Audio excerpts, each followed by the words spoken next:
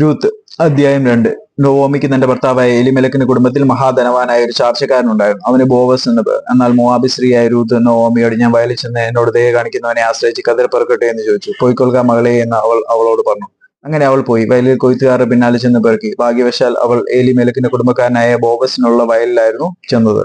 അപ്പോൾ ഇതാ ബോവാസ് ബേത്ലഹേമിൽ നിന്ന് വരുന്നു. അവൻ കൊയ്ത്തുകാരോട്, യഹോവ നിങ്ങളോടുകൂടെ ഇരിക്കട്ടെ എന്ന് പറഞ്ഞു. യഹോവ നിന്നെ അനുഗ്രഹിക്കട്ടെ എന്ന് അവർ അവനോടും പറഞ്ഞു. കൊയ്ത്തുകാരുടെ മേലാളായിരുന്ന ഭൃത്യനോട്, ഈ യുവതി ഏത് എന്ന് ബോവാസ് ചോദിച്ചു. കൊയ്ത്തുകാരുടെ മേലാളായ ഭൃത്യൻ, ഇവൾ മോവാബ് ദേശത്ത് നിന്ന് നൊവോമിയോട് കൂടെ വന്ന മോവാബി യുവതിയാവുന്നു. ഞാൻ കൊയ്ത്തുകാരുടെ പിന്നാലെ കറ്റകളുടെ ഇടയിൽ പെറുക്കിക്കൊള്ളട്ടെ എന്ന് അവൾ ചോദിച്ചു. അങ്ങനെ അവൾ കാലത്ത് വന്ന് ഇതുവരെ പെറുക്കിക്കൊണ്ടിരിക്കുന്നു. വീട്ടിൽ അല്പനേരമേ താമസിച്ചുള്ളൂ എന്ന് ഉത്തരം പറഞ്ഞു. ബോവാസ് രൂത്തിനോട്, കേട്ടോ മകളെ, പെറുക്കുവാൻ വേറൊരു വയലിൽ പോകേണ്ട, ഇവിടം വിടുകയും വേണ്ട. ഇവിടെ എന്റെ ബാല്യക്കാർത്തികളോട് ചേർന്ന് കൊള്ളുക. അവർ കൊയ്യുന്ന നിലത്തിന്മേൽ ദൃഷ്ടി വെച്ച് അവർ പിന്നാലെ പോയിക്കൊള്ളുക.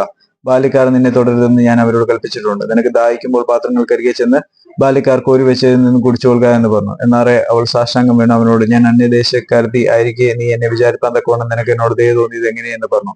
ബോവാസ് അവളോട്, നിന്റെ ഭർത്താവ് മരിച്ച ശേഷം അമ്മാവി അമ്മയ്ക്ക് നീ ചെയ്തിരിക്കുന്നു നിന്റെ അപ്പനെയും അമ്മയും സ്വദേശത്തെയും വിട്ട് മുമ്പേ അറിയാത്ത ജനത്തിന്റെ അടുക്കൽ വന്നിരിക്കുന്നതുമായ വിവരമൊക്കെ ഞാൻ കേട്ടിരിക്കുന്നു. നിന്റെ പ്രവൃത്തിക്ക് യഹോവ പകരം നൽകട്ടെ. ഇസ്രായേലിന്റെ ദൈവമായ യഹോവയുടെ ചെറിയ കീഴെ ആശ്രയിച്ചു വന്നിരിക്കുന്ന നിനക്ക് അവൻ പൂർണ്ണ പ്രതിഫലം തരുമാറാകട്ടെ എന്ന് ഉത്തരം പറഞ്ഞു.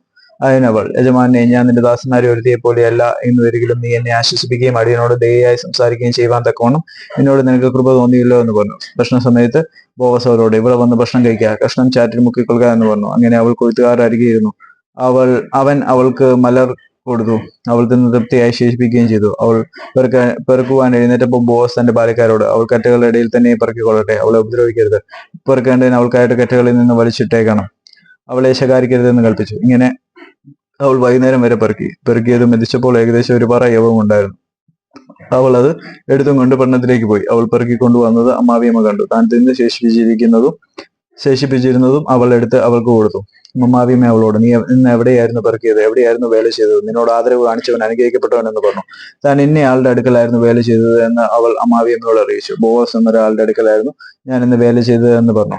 നൊവോമി മരുമകളോട്, ജീവനുള്ളവരോടും മരിച്ചവരോടും ദയവിടാതിരിക്കുന്ന യഹോവയാൽ അവൻ അനുഗ്രഹിക്കപ്പെട്ടവൻ എന്ന് പറഞ്ഞു.